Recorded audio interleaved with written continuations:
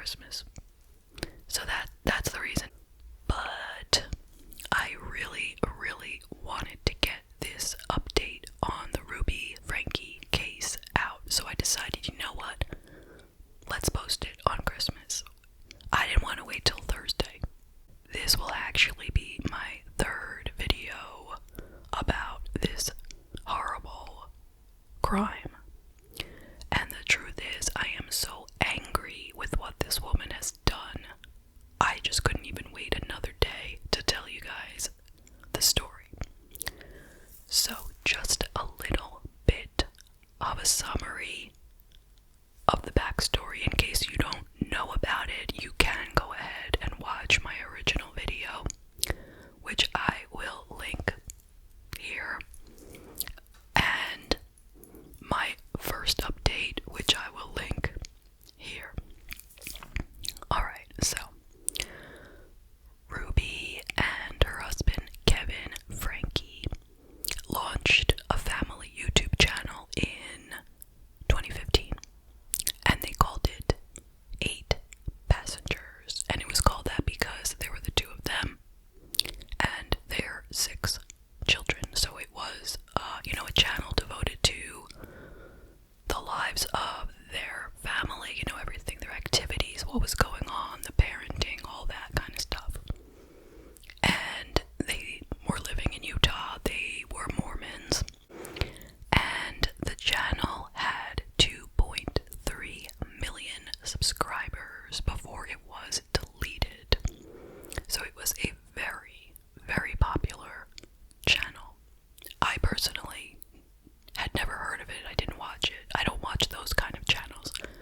But in truth, when this whole case broke, originally it was my daughter who told me about it because she used to watch the channel. So anyway, in the spring of 2020, while the channel was still active, there were a few videos that led viewers to criticize the family, specifically Ruby.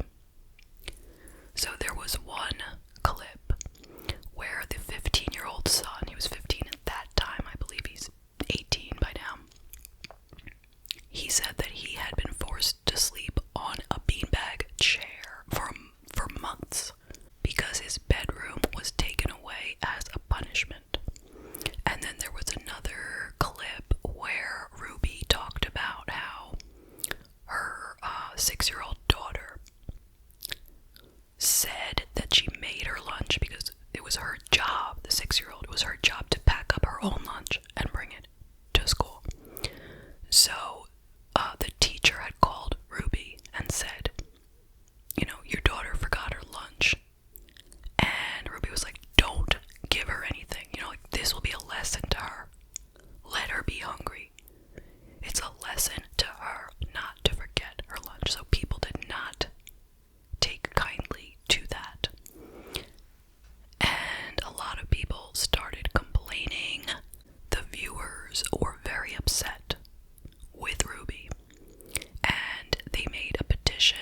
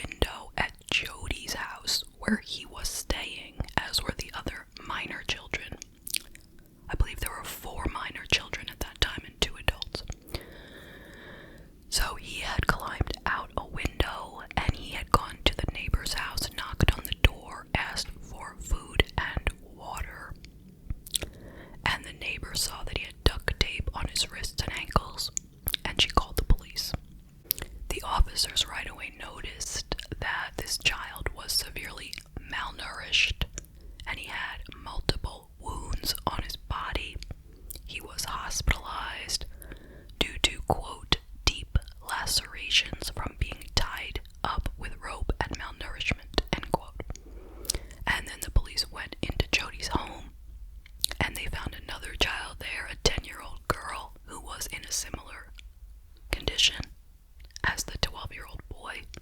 She also went to the hospital to be treated, and all the minors in the house were taken into the care of the Division of Child and Family Services at that time. Ruby and Jody were arrested on August 30th of 2023 and held without bail, and they were charged with 6 counts of felony child abuse, and they faced up to 15 years in prison for each count, plus fines potentially. At that time, Ruby and her husband Kevin were separated. He wasn't charged with anything. He claimed he did not know about any abuse. He wasn't involved in any abuse. So as I said, he was not charged, and he has since filed for divorce. Now that brings us up to the current update. So on December 18th, Ruby has been in prison all this time and she's still there. Same with Jody, but we're not going to be talking about Jody. So Ruby admitted to physically abusing her children and trying to convince them they were evil and possessed. She pled guilty to 4 of the 6 counts of felony child abuse. 2 of the counts were dropped due to her plea, and as a part of the plea agreement, she has agreed to testify against Jody in her upcoming trial, which will be around December 27th, I read was her next court date. So Ruby pled guilty to each of the 4 counts of child abuse, and as she made her 4th and final plea, she said, quote, "With my deepest regret and sorrow for my family and my children, guilty," end quote. Her sentencing is scheduled for February 20th, 2024, and there will be prison time. The sentences for each count could be up to 15 years each, as I said before, and they will run consecutively, so one after the next. Now, according to her lawyer, the abuse occurred while Ruby was being influenced by Jody, who was a relationship counselor who led her to, quote, "a distorted sense of morality," end quote. He went on to say, quote, "Ruby Franke is a devoted mother and is also a woman committed to constant improvement," end quote. He said that at first she believed that Jody, quote, "had the insight to offer a path to continual improvement, but took advantage of this quest and twisted it into something heinous," end quote. Before I go into detail about the abuse that was done to these children, I want to give a trigger warning. The information that I am going to share is extremely disturbing, and if you are very sensitive, this might be a good time to click off. So I will now read to you directly from the plea deal that Ruby signed. So she admitted the following abuse. So this is all quoted right from the plea agreement, okay? From approximately May 22nd, 2023 until August 30th, 2023, which is a little over 3 months. In Washington County, Utah, the defendant, Ruby Franke, intentionally or knowingly inflicted and allowed another adult to inflict serious physical injuries upon her children that were ages 9, who they're calling EF, that's the girl, and 11 to 12, who they're calling RF. The defendant's actions involved the physical torture of RF, the boy. Initially, RF was forced to do physical tasks for hours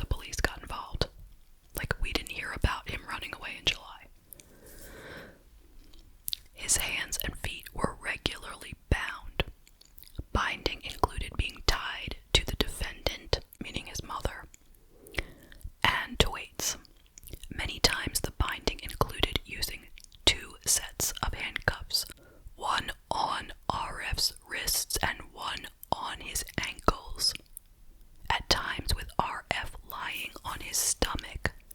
Ropes were used to tie the two sets of handcuffs together so that his arms and lower legs were lifted off the ground. The bindings resulted in injuries to RF's wrists and ankles, where the handcuffs cut through the skin and damaged the muscle tissue. These injuries were treated with homeopathic remedies and covered with duct tape. Then the bindings were placed on top of the duct tape.